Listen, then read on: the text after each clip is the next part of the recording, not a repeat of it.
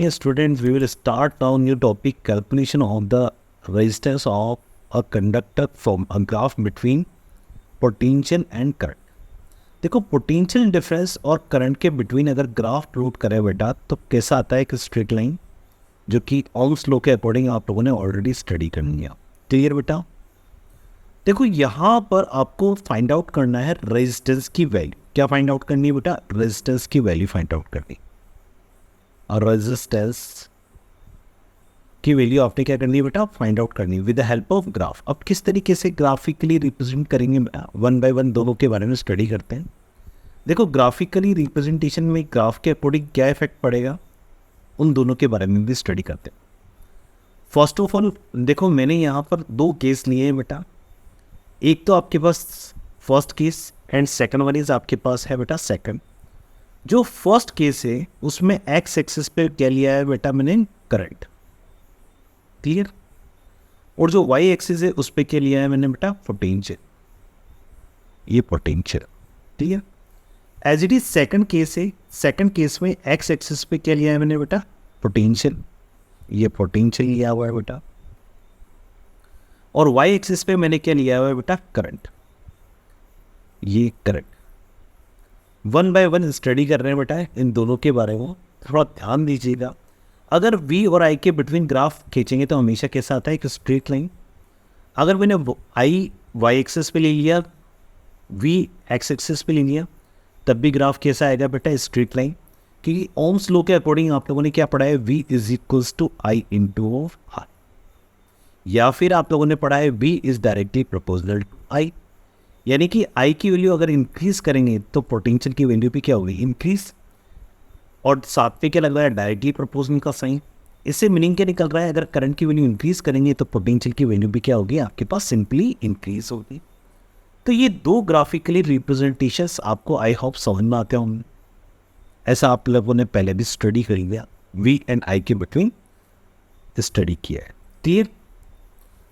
आपको अब क्या फाइंड आउट करना है वो मेन है बेटा, रेजिस्टेंस फाइंड आउट करना है with the help of graphically method. तो देखिए किस तरीके से फाइंड आउट करेंगे, थोड़ा ध्यान दीजिएगा बेटा।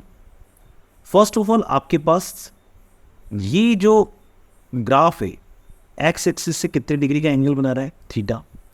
एज इट इज ये भी कितने डिग्री का एंगल बनाएगा बेटा? थीटा। क्लियर है माइंड में? कोई प्रॉब्लम तो नहीं? ओके। अब आपके पास सिंपली सिचुएशंस में क्या क्रिएट कर सकता हूं बेटा? अगर मैं इस पॉइंट से, ये पॉइंट मैंने बोल दिया कि ये क्या है बेटा? ए। एज इट इज ये भी क्या मान लिया मैंने? ए। दोनों सिचुएशन सेम चल रही है।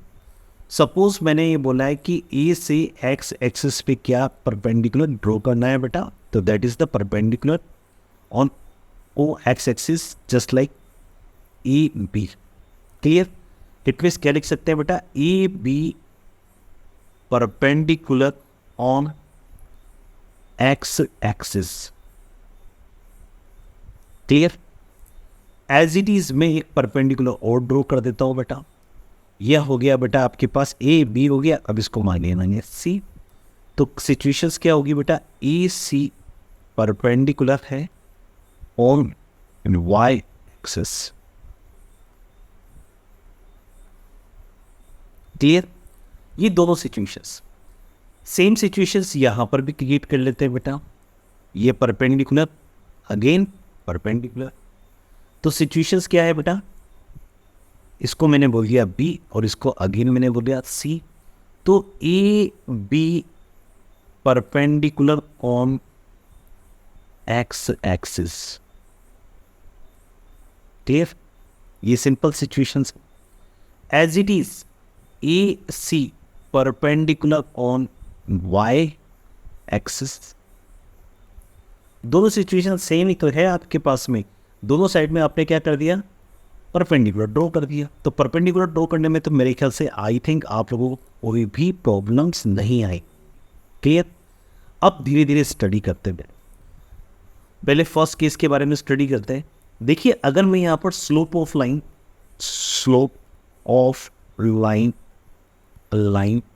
ओ ए फाइंड आउट करो, तो slope of line of O A किसके इक्वल होगी बेटा? tan theta. किसके इक्वल होगी बेटा? tan थीटा के। तो tan theta is equal to क्या होता है? आप एज इट इज़ लिख लीजिए बेटा, slope of line O A is equals to tan theta, और tan theta is equals to क्या होता है बेटा, आप खुद बता देंगे बेटा, परपेंडिकुलर अपॉन बेस। तो परपेंडिकुलर को मैंने सिंपली रिप्रेजेंट किया है बेटा अपॉन बेस, बेस को मैंने रिप्रेजेंट किया है ओनली सिंपल बेस लिख के। क्लियर? अब परपेंडिकुलर फर्स्ट फिगर के अकॉर्डिंग या केस फर्स्ट के अकॉर्डिंग परपेंडिकुलर क्या होगा बेटा, परपेंडिकुलर किसके इक्वल होगा बेटा, ए बी के इक्वल होगा। किसके इक्वल होगा बेटा, ए बी के। और ए बी की अगर यहाँ से ए बी किसके इक्वल होगा बेटा, ओ सी के। तो आप क्या मान सकते हैं बेटा, ओ सी के इक्वल है। और ओ सी की जो वैल्यू है, सपोज आपने कितनी मानी है बेटा, वी। कितना माना है ओ सी की वैल्यू बेटा, वी। As it is. अब थोड़ा सा ध्यान दीजिए, बेस की बात कर रहे हैं बेटा, ये बेस। अब बेस सिचुएशंस क्या है बेटा, ओ बी।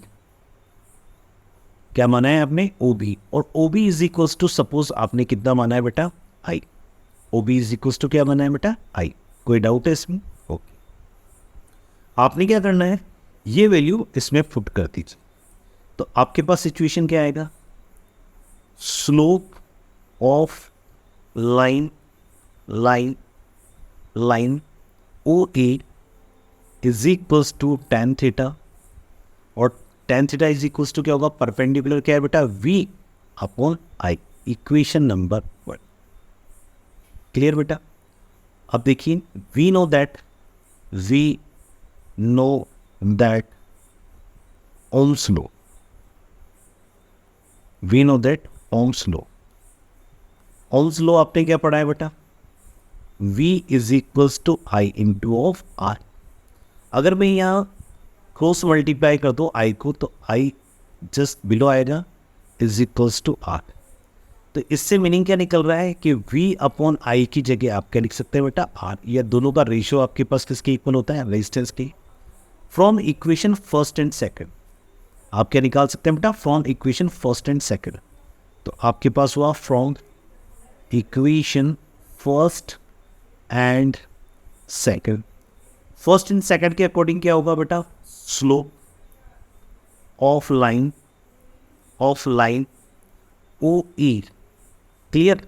ये क्या हो गया बेटा आपके पास में, tan थीटा, और tan theta is equals to क्या हो गया बेटा, r।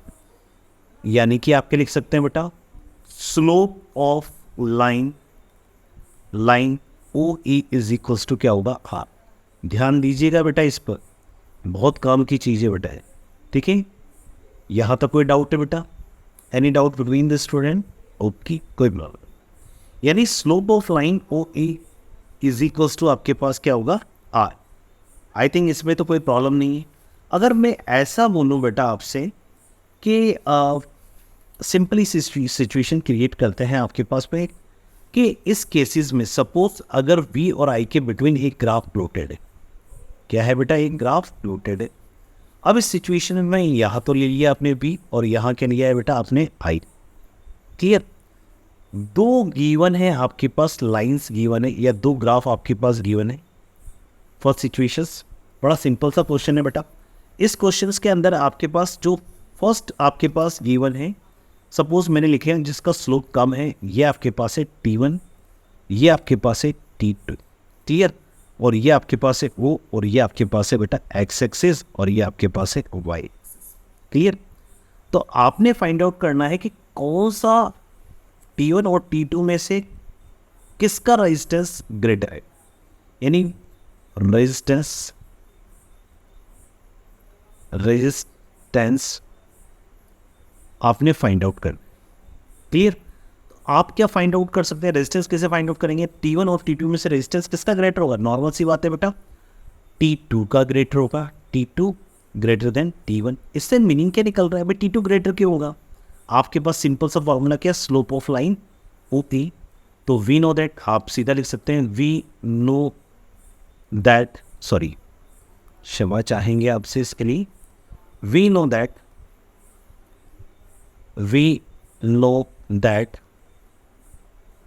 आपने क्या फाइंड आउट करना है, रेजिस्टेंस की वैल्यू फाइंड आउट करनी है। तो आप क्या जानते हैं बेटा, देखिए बेटा, slope of line OT2।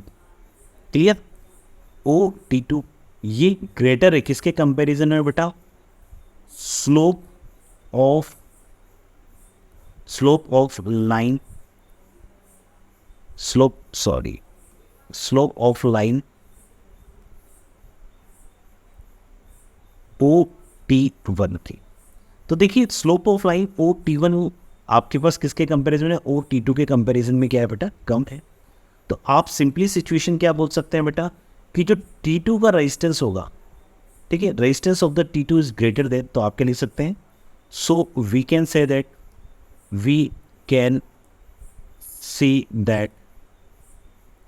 resistance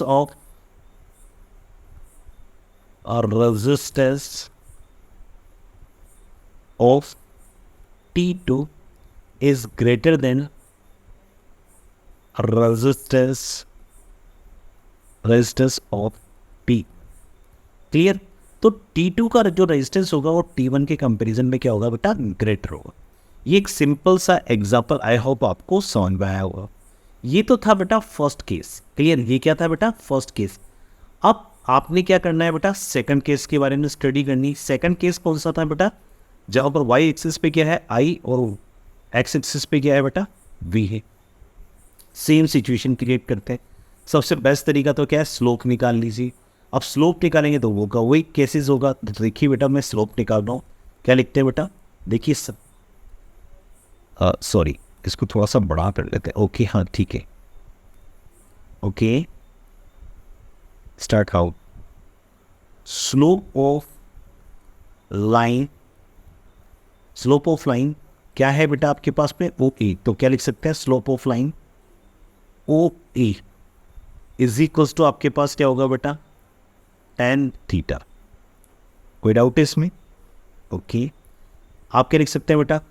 slope of line O A is equals to perpendicular tan theta की वैल्यू किसकी इक्वल होती है बेटा? tan theta is equals to क्या होता है? Perpendicular upon base. यही तो होता है आपके पास में। ओके, अब आप देखिए बेटा परपेंडिकुलर यहाँ पर क्या होगा? एज इट इज परपेंडिकुलर आपके पास क्या होगा? ए बी के इक्वल होगा। देखिए बेटा, यहाँ देखिए परपेंडिकुलर क्या होगा इसके लिए? ए बी, और ए बी किसके इक्वल होगा? ओ सी के। तो आप लिख सकते हैं ओ सी, और ओ सी की वैल्यू कितनी है? सपोज आपने माना है बेटा आई। क्लियर? वही तो करंट वाई एक्सिस पे ही है, जिसको आई से रिप्रेजेंट कर दिया, ऐसा मान सकते हो। तो A B is equals to O C is equals to I. अब आप किसकी बात करेंगे बेटा? बेस की। तो बेस आपके पास क्या होगा बेटा? ओ बी, और ओ बी किसके इक्वल माना है बेटा? सपोज आपने बी के इक्वल माना है बेटा। तो उस कंडीशंस में आपके पास सिंपली स्लोप ऑफ लाइन क्या होगा बेटा? Slope of line O A is equals to आपने लिखा है बेटा tan थीटा, और tan थीटा की वैल्यू क्या होगी? परपेंडिकुलर क्या होगा बेटा आपके पास में? आई। क्लियर? और बेस आपके पास क्या होगा बेटा? वी। सपोज मैंने इसको इक्वेशन नंबर कितना बनाया बेटा? 1। एज इट इज चल रहा है। देखो दोनों साइड में see. We know that Ohm's law. Clear? V is equals to क्या होता है बेटा आपके पास में? I into of R. Cross multiply करके 1 अपॉन आर की वैल्यू अगर मैं फाइंड आउट करूंगा तो क्या निकलेगा बेटा? आई अपॉन वी। इसको मैंने बोलते हैं इक्वेशन नंबर 2। कोई डाउट है इसमें? आई थिंक कोई प्रॉब्लम नहीं होनी चाहिए। अब थोड़ा सा सिचुएशन चेंज करते हैं बेटा। देखो फर्स्ट सेम सिचुएशन किया है आपने, from equation first and second. तो फर्स्ट एंड सेकंड के अकॉर्डिंग क्या निकलेगा बेटा आपके पास में? Slope of line O A is equals to क्या होगा? आई अपॉन वी की जगह क्या लिख सकते हैं बेटा? 1 अपॉन आर। मीनिंग क्या निकल रहा है?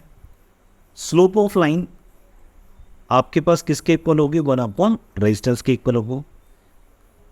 इसका मीनिंग क्या निकल रहा है? जिसका रेजिस्टेंस ग्रेटर होगा, ठीक है, स्लोप ऑफ लाइन क्या होगी? कम होगी। सेकंड सिचुएशन, सपोज रेजिस्टेंस आपके पास क्या हो रहा है? डिक्रीज हो रहा है, तो slope of line slope of line क्या होगी आपके पास, इंक्रीज होगी। क्लियर, कोई डाउट है इसमें, कोई डाउट है इसमें? ओके, कोई प्रॉब्लम नहीं। सेम एग्जाम्पल आपके पास इस सिचुएशन के अकॉर्डिंग आप लोग सॉल्व कीजिए। सपोज मैंने ये बोला है कि आपके पास V एंड I की जगह अब मैं क्या लिख लूँ बेटा, I एंड B का एक ग्राफ। एक आपके पास क्या गिवन है, T2 गिवन है, एज इट इज आपके पास क्या गिवन है, T1 गिवन। तो आपको ये बताना है कि रेजिस्टेंस किसका ग्रेटर होगा। क्लियर? तो यहाँ ध्यान से देखिए, फॉर्मूला आपके पास क्या है, आप लोगों ने क्या पढ़ा है फॉर्मूला अभी तक जो आपने डिज़ाइन किया है बेटा। We know that slope of line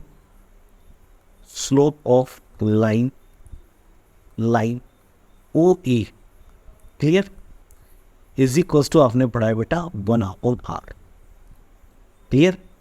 तो स्लोप किसका ज़्यादा है, स्लोप किसका ज़्यादा है बेटा, इसका मतलब इसका रेजिस्टेंस क्या होना चाहिए, कम होना चाहिए। अरे यस या नो?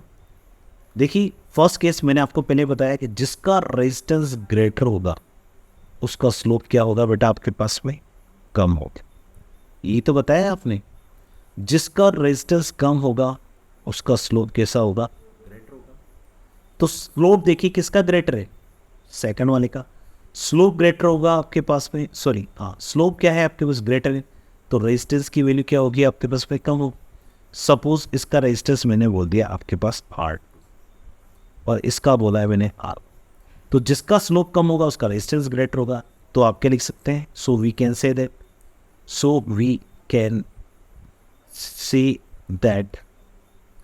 Resistance of